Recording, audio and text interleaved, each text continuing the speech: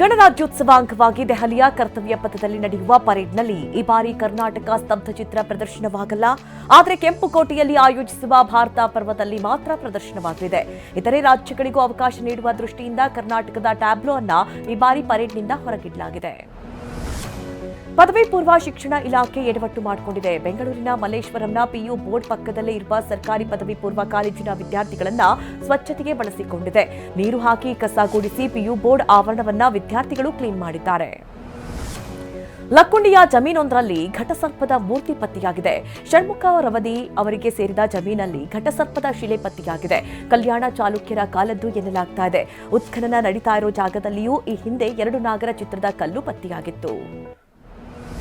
ಗದಗ ತಾಲೂಕಿನ ಲಕ್ಕುಂಡಿ ಗ್ರಾಮದಲ್ಲಿ ನಿಧಿ ಪತ್ತೆಯಾದ ಬಳಿಕ ಯಾದಗಿರಿಯಲ್ಲಿಯೂ ಉತ್ಖನನ ನಡೆಸಬೇಕೆಂಬ ಒತ್ತಾಯ ಕೇಳಿಬಂದಿದೆ. ಮುದನೂರು ದೇವರ ದಾಸಿಮಯ್ಯ ಜನಿಸಿದ ಗ್ರಾಮವಾಗಿದೆ. ಇಲ್ಲಿ ಶಿಲಾಸಾಸನಗಳು, ರಾಜರು ಬಳಕೆ ಮಾಡಿರುವ ವಸ್ತುಗಳು ಸಿಗಲಿದೆ ಅಂತ ಗ್ರಾಮಸ್ಥರು ಹೇಳಿದ್ದಾರೆ.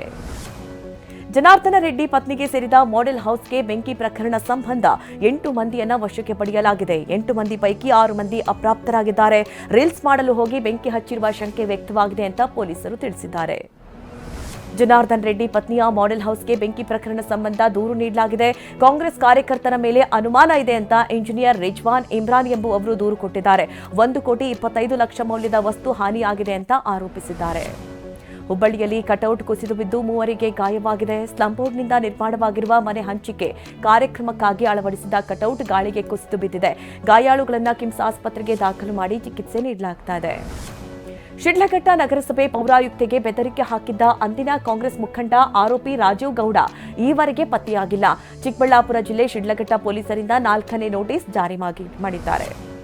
ಉತ್ತರ ಕನ್ನಡದಲ್ಲಿ ಗುಂಡು ಹಾರಿಸಿಕೊಂಡು ರಾಜು ಪಿಕ್ಲೆ ಎಂಬಾತ ಆತ್ಮಹತ್ಯೆ ಮಾಡಿಕೊಂಡಂತಹ ಪ್ರಕರಣಕ್ಕೆ ಸಂಬಂಧಪಟ್ಟಂತೆ 3 ಬಂಧಿಸಲಾಗಿದೆ.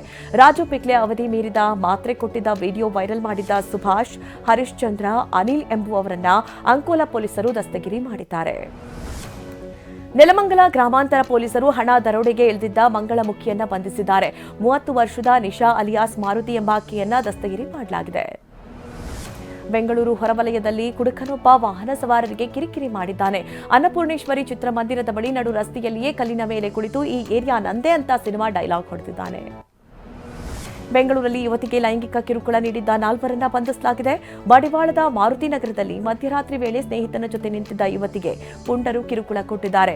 ಆಕೆಯ ಸ್ನೇಹಿತನ ಮೇಲೆ ಹಲ್ಲೆ ನಡೆಸಿದ್ದಾರೆ.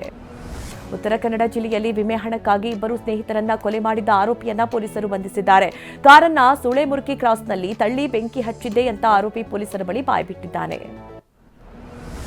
ತುಮಕೂರಲ್ಲಿ ರಾಗಿ ತುಂಬಲು ಗೋಣಿ ಸಮಸ್ಯೆ ಉಂಟಾಗಿದೆ. ಪೂರ್ಣ ಪ್ರಮಾಣದಲ್ಲಿ ಗೋಣಿ ಚೀಲ ಬಾರದ ಹಿನ್ನೆಲೆ ಆಹಾರ ಮತ್ತು ನಾಗರಿಕ ಸರಬರಾಜು ನಿಗಮ ಕೈಕಟ್ಟಿಕೊಳ್ತಿದೆ. ಹೀಗಾಗಿ ಕನಿಷ್ಠ ಬೆಂಬಲ ಬೆಲೆ ಯೋಜನೆ ಅಡಿ ರಾಗಿ ಖರೀದಿ ಮಾಡ್ತಾ ಇಲ್ಲ. ಕಲಬುರಗಿ ಜಿಲ್ಲೆಯ ರೇವೂರ್ ಬಿ ಪೊಲೀಸರು ಭರ್ಜರಿ ಕಾರ್ಯಾಚರಣೆ ನಡೆಸಿದ್ದಾರೆ. ಸಂಜಯ್ ಖೇಮು ಚೌಹಾಣ್ ಎಂಬ ಬೈಕ್ ಕಳ್ಳನನ್ನ ಬಂಧಿಸಿದ್ದಾರೆ. ಬಂಧಿತನಿಂದ 2 ರಾಯಲ್ ಎನ್ಫೀಲ್ಡ್ ಬೈಕ್ ಸೇರಿದಂತೆ 18 ಬೈಕ್ಗಳನ್ನು ಜಪ್ತಿ ಮಾಡಿದ್ದಾರೆ. ಆಂಧ್ರಪ್ರದೇಶದ ಗುಂಟೂರಿನಲ್ಲಿ ಭಯಾನಕ ಮರ್ಡರ್ ನಡೆದಿದೆ. ಪ್ರಿಯಕರನ ಜೊತೆ ಸೇರಿ ಪತ್ನಿಯು ಬಿರಿಯಾನಿಯಲ್ಲಿ ನಿದ್ರೆ ಮಾತ್ರೆ ಬೆರೆಸಿದ್ದಾಳೆ. ಗಾಢ ನಿದ್ರೆಗೆ ಜಾರಿದ ಪತಿಯನ್ನ ದಿಂಬಿನಿಂದ ಉಸಿರುಗಟ್ಟಿಸಿ ಕೊಲೆ ಮಾಡಿ ಶವದ ಪಕ್ಕದಲ್ಲೇ ಅಶ್ಲೀಲ ವಿಡಿಯೋವನ್ನ ವೀಕ್ಷಿಸಿದ್ದಾರೆ. 70 ವರ್ಷದ ವೃದ್ಧ ಮಾಡಿರುವ ವಿಡಿಯೋ ಸೋಷಿಯಲ್ ಮೀಡಿಯಾದಲ್ಲಿ ಸೆನ್ಸೇಷನ್ ಕ್ರಿಯೇಟ್ ಮಾಡಿದೆ. ವ್ಲಾಗ್ ಮಾಡಲು ಬರಲ್ಲ, ಆದರೂ ಪ್ರಯತ್ನಿಸ್ತಾ ಇದ್ದೇನೆ ಅಂತ ಉತ್ತರ ಪ್ರದೇಶದ ವಿನೋದ್ ಕುಮಾರ್ ಶರ್ಮಾ ಮಾಡಿರುವ ವಿಡಿಯೋವನ್ನ 72 ಗಂಟೆಯಲ್ಲಿಯೇ 3 ಕೋಟಿ ಮಂದಿ ವೀಕ್ಷಣೆ ಮಾಡಿದ್ದಾರೆ. ಗೇಮಿಂಗ್ ಆಪ್ ಮೂಲಕ ಪರಿಚಯವಾದ ಪಾಕಿಸ್ತಾನದ ಯುವಕ ಹಾಗೂ ಜರ್ಮನಿಯ ವೈದ್ಯೆ ಮದುವೆಯಾಗಿದ್ದಾರೆ. ಜರ್ಮನಿಯ ವೈದ್ಯೆ ಸಲ್ಮಾ ಪಾಕಿಸ್ತಾನದ ದಿಫಾರ್ ಗ್ರಾಮದ ಮೊಹಮ್ಮದ್ ಅಕ್ಮಲ್ನನ್ನ ವರಿಸಿದ್ದಾರೆ.